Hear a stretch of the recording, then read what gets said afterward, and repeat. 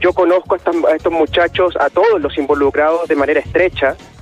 El año 2017, en noviembre, conocí personalmente a Catalina Pérez como diputados electos por Revolución Democrática, y entonces yo tuve una excelente impresión de ella.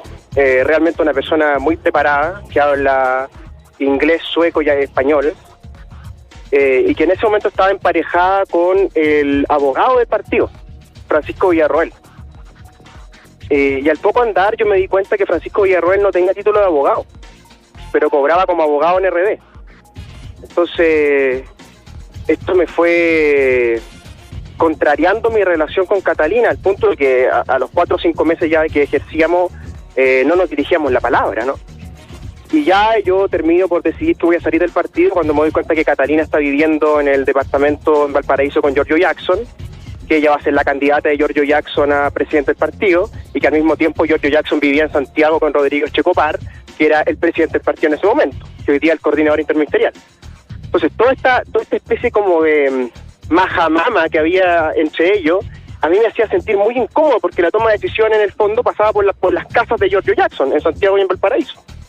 Y usted comprenderá que para un diputado electo en representación de la gente, con votos soberanamente electos, eso empieza a ser insoportable al poco andar. Y ahí nos dividimos, ¿no? Y había dos grupos muy claros. Un grupo que era Pablo Vidal, Natalia Castillo y yo, y otro grupo que era Giorgio Jackson, Catalina Pérez y Mike Torsini, ¿no? Y luego concurrimos a elecciones internas por el control del partido. Nuestra candidata fue Javiera Parada, quien por errores propios de ella y también por una cancelación horrorosa que ellos ejecutaron, fue agredida de las maneras más diversas, con epítetos de grueso calibre emitidos por mujeres contra una mujer, por ejemplo, para que finalmente Catalina Pérez fuera electa presidenta del partido, ¿no? Y en ese momento ella, al poco andar, deja a Francisco Villarroel y a los meses aparece en una relación con Daniel Andrade, y ya el resto de la historia la gente la conoce un poco mejor, ¿no? Y en ese momento, cuando Catalina Pérez era presidenta del partido, aparece el asunto de las autodonaciones. ¿Usted se acuerda, no? Sí, claro. Bueno, y ahí en el fondo ellos se pelean conmigo por ese tema, porque yo hago público esto, y desde ahí mi relación con Catalina y con Giorgio se rompe indefectiblemente, ¿no? Eso es lo humano, digamos. Y esta especie de gran hermandad que se vivía, que tú estás describiendo aquí con lujo de detalle, Renato, ¿a ti te molestó y no te hacía sentido, no? Algo te olía mal, ¿no?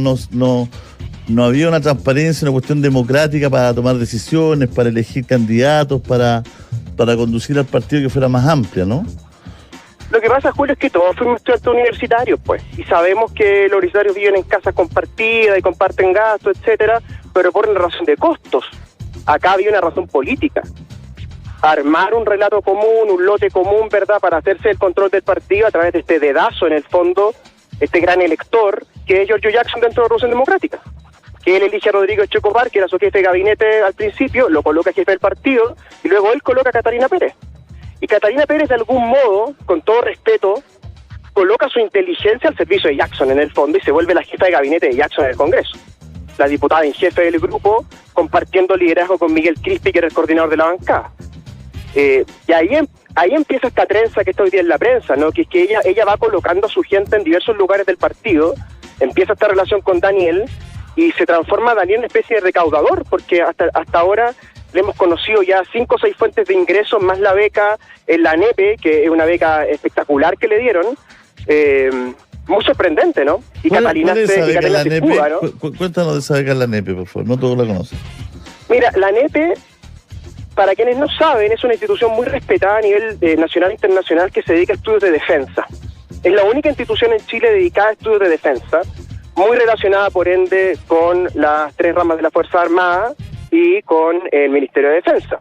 Y existen becas para personas de grandes méritos que pueden hacer un magíster en esta institución que queda en la calle el Oro Yáñez, básicamente gratis. Y Daniel Andrade estaba becado en la NEPE, Julio César. O sea, aparte de contratado en defensa y antes contratado en obras públicas, tiene una beca en la NEPE, y aparte ahora, se hizo viral ahora, hace poca hora, que era boleteador dentro de Revolución Democrática en las campañas, por ejemplo, de Daniela Dresner en Concepción, por ejemplo, Daniela Carvacho. Es decir, estamos ante un hombre renacentista, Julio César, un hombre hiperdotado, ¿se da cuenta? Un recaudador, así se llama eso en política, el hombre recaudaba por todos lados. Y esta cultura de las fundaciones, ¿no? Que es la parte, creo yo, legal, sociológica que hay que analizar, ¿no? ¿Qué rol juegan las fundaciones en el Frente Amplio en específico? Y después la política chilena más grande, ¿no? ¿Cómo se va gestando esto, por ejemplo, Fernando? ¿Por qué se gesta esto, por ejemplo, la gente que trabajaba en el Ministerio de Vivienda y también formaba parte de Democracia Viva? ¿Cómo van trabajando las dos partes y se va generando ahí una relación completamente inaceptable entre lo que hacía esta fundación y precisamente estos funcionarios? Lo que pasa es que Andrade ha demostrado ser muy astuto. O sea, si Andrade no lo pillan, esto habría llegado a dimensiones espectaculares, digamos, ¿no? Mi impresión política, aquí hago el análisis político de la situación legal, es que Revolución Democrática no te permite ser diputado 3 periodos seguidos. Y Catalina está en su segundo periodo, por ende termina su periodo en Antofagasta. Y no tiene la edad suficiente para concurrir a la elección senatorial, por ende el cupo en Antofagasta queda abierto, por así decirlo, ¿correcto? Y Andrade, que es muy astuto, se da cuenta de esta situación y entonces estaba preparando su campaña en Antofagasta. Esta es mi lectura política. Y por eso los campamentos, por eso la rapidez, por eso la instalación, porque en el fondo Andrade pretendía heredar el cupo parlamentario de Catalina Pérez. Ese es el diseño, en el fondo, político. Y para ejecutar eso, Carlos Contreras, para ejecutar eso, Andrade con su fundación, para ejecutar eso, Andrade cambia los estatutos de la fundación. Ojo, Andrade sin ser abogado, ¿ah? ¿Quién le hace estos consejos a Andrade? ¿Que se le ocurrió a él esto? Y por el otro lado, desde la lista de Catalina, si Catalina no sabía esto, ella me está diciendo en el fondo que es una mala diputada, po. O sea, ¿cómo una diputada de Antofagasta no sabe que el CEREMI está entregando de miles de millones a las fundaciones? Y se tiene que entrar por la prensa ella también, que es diputada.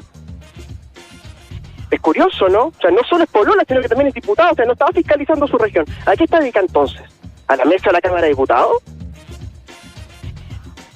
¿Comprende? Es decir, aquí hay algo que a mí no me termina de cerrar en el relato no de Revolución Democrática, sino de este clan asociado a Catalina Pérez, que es que, ¿cómo no iban a saber lo que estaba haciendo Andrade en Antofagasta? O sea, cuando Andrade tomaba el pasaje a Antofagasta sin ella no le preguntaba nada.